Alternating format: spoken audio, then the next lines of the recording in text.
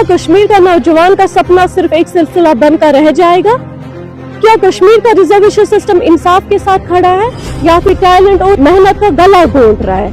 कश्मीर का हर नौजवान इस सवाल का जवाब मांग रहा है। डिग्री हाथ में लेके रोजगार दूर, क्या कश्मीर के तालीमी याफ्ता नौजवान के लिए कोई उजाला है या सिर्फ नाउमीदी का अंधेरा?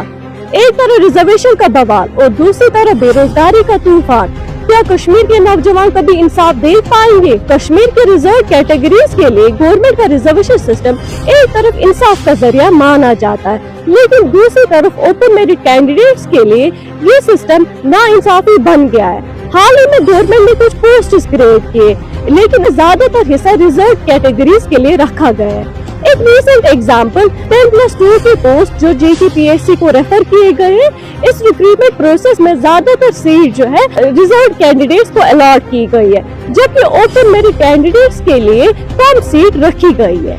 ओपन मेरिट कैंडिडेट्स का कहना है कि हम दिन रात मेहनत करते, एग्जाम क्लियर करते, लेकिन जब सिलेक्शन की बारी आती है तो कोटा सिस्टम हमें पीछे धकेल देता है। क्या मेरिट का ये हाल होना चाहिए? तलबा और जॉब सीकर्स कहते हैं कि रिजर्वेशन सिस्टम का बैलेंस होना चाहिए।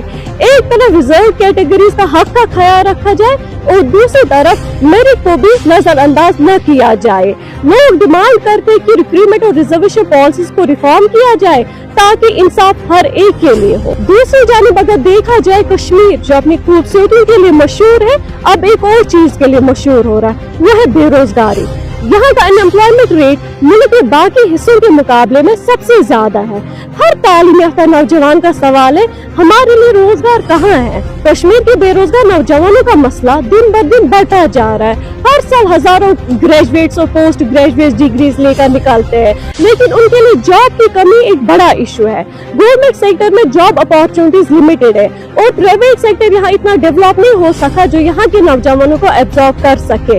नौजवानों का कहना है कि डिग्री होने के बावजूद हम बेरोजगार है। रोजगार के लिए हमें अपना घर जमीन छोड़ के दूसरी जगहों पर जाना पड़ता है। बेरोजगारी सिर्फ एक इकोनॉमिक इशू नहीं है, बल्कि एक सामाजिक मसला भी है।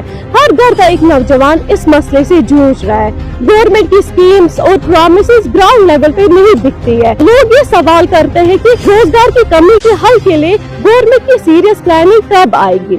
गवर्नमेंट को चाहे वो कश्मीर में नए इंडस्ट्रीज और प्राइवेट सेक्टर डेवलप करे ताकि नौजवानों को उनका हक मिल सके और बेरोजगारी का हल भी। कश्मीर के हर नौजवान की यही आवाज है, मुझे अपना हक चाहिए और मेरी तालीम का मुकद्दर बेरोजगारी नहीं हो सकता है। रिजर्वेशन और बेरोजगारी ये दोनों मसाइल सिर्फ एक इकोनॉमिक या पॉलिसी इशू नहीं है, बल्कि पूरे नस्ल का सपनों का सवाल है। अब देखना ये होगा कि गवर्नमेंट इन मसाइल का हल कर पाएगी। तब तक हमारा और आपका सवाल यही रहना चाहिए, इंसाफ और रोजगार कब होगा हर एक के लिए।